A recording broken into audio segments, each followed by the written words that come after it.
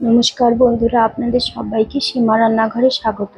আজ আমি বানাবো তালের ক্ষীর। তালের ক্ষীর বানাবার জন্য আমি এখানে নিয়ে নিয়েছি একটা তালের রস বের করে নিয়ে নিয়েছি, আর এখানে নিয়ে নিয়েছি একটা গোটা নারিকেল। নারিকেলটাকে আমি কুড়িয়ে নিয়েছি। আর এখানে নিয়ে নিয়েছি চিনি। চিনিটা হাফ কাপ চিনি নিয়েছি। চলুন এবার তালের ক্ষীরটা কড়াতে বসিয়ে দিই। এই যে দেখুন, আমি কড়াটা বসিয়ে দিয়েছি উনানে, আর কড়ার মধ্যে আমি তালটাও দিয়ে দিয়েছি। আজকে আমি তাল ছাড়ানোটা দেখাইনি, আগের একটা ভিডিওতে দেখিয়ে দিয়েছি, তাই আমি আজকের ভিডিওতে তাল ছাড়ানোটা দেখাইনি। এই যে এখন জাল হবে, আর অনবরত নাড়াচাড়া করতে হবে, মানে না নাড়লে কড়ার নিচে লেগে যাবে। লেগে গেলে তখন তালটা খেতে ভালো লাগবে না, তেতো লাগবে। এই যে এরকম করে অনবরত নাড়াতে হবে যতক্ষণ না বলক উঠছে। দেখবেন এখন তো এটা ঘন আছে, যখন তালটা গরম হয়ে যাবে, মানে ফুটতে শুরু করবে, তখন এটা পাতলা হয়ে যাবে। তালের রসটা পাতলা হয়ে যাবে অনেকটা। আর চলুন আস্তে আস্তে সব দেখাবোই। এই যে দেখুন, তালের বলক এসে গেছে, আর তালের রসটা কত পাতলা হয়ে গেছে দেখতে পেয়েছেন? এই দেখুন, এভাবে এটাকে অনবরত নাড়তে হবে, না হলে কড়াইয়ের নিচে লেগে গেছে। এই দেখুন,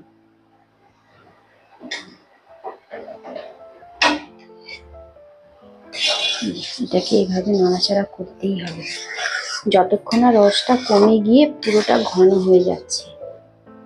আর এই যে ফেনাগুলো উঠছে, ফেনাগুলোকে একটু পরে হাতা দিয়ে আমি নামিয়ে দেব। চলুন তালের ফেনাগুলোকে ফেলে দিই।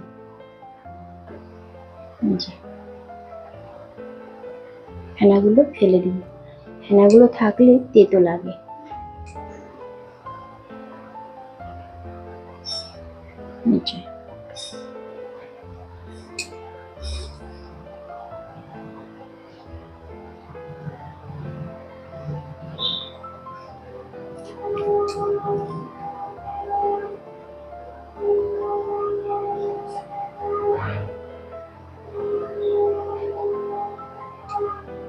এইভাবে ফেলে দেব ফেনাগুলোকে।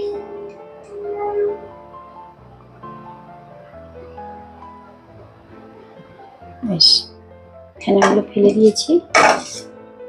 এইবার আমি অনবরত এইভাবে নাড়াতে থাকবো, আর গ্যাসের ফ্লেমটা বাড়িয়ে দেবো। এখন পাতলা তো রসটা, তাই তাড়াতাড়ি টেনে যাবে, না হলে হতে অনেক সময় লাগবে।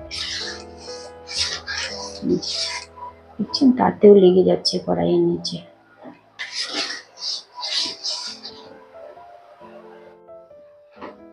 এই যে দেখুন, তালের রসটা অনেকটা ঘন হয়ে গেছে। এবার ধীরে ধীরে হতে থাকবে। আমি এখন গ্যাসের ফ্লেমটা আর একটু বাড়িয়ে দেবো। এতক্ষণ কমিয়ে রেখেছিলাম, এখন আমি আবার বাড়িয়ে দেব। আর অনবরত শুধু নাড়াচাড়া করতে হবে। অনবরত নাড়াচাড়া না করলে কড়ার তলায় লেগে যাবে।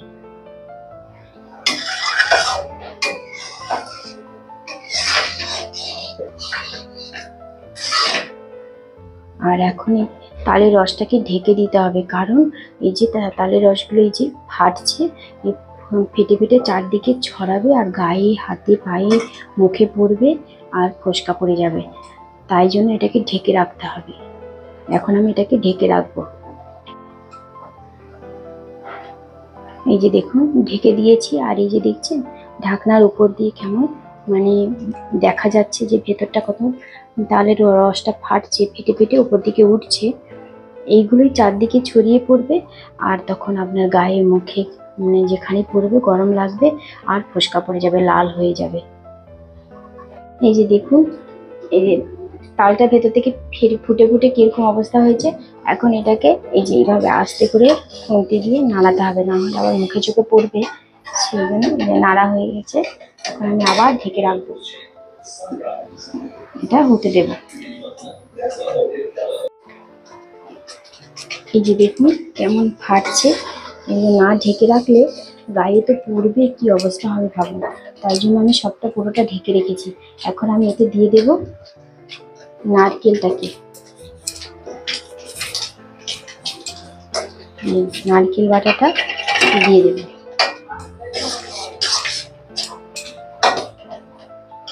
আর দিয়ে দেব চিনি।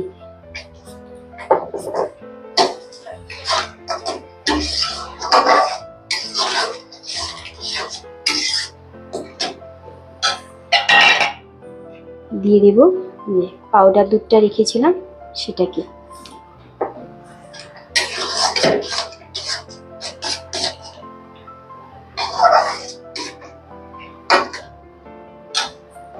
দিয়ে দেব এই যে কাজু কিশমিশ রেখেছিলাম সেগুলো।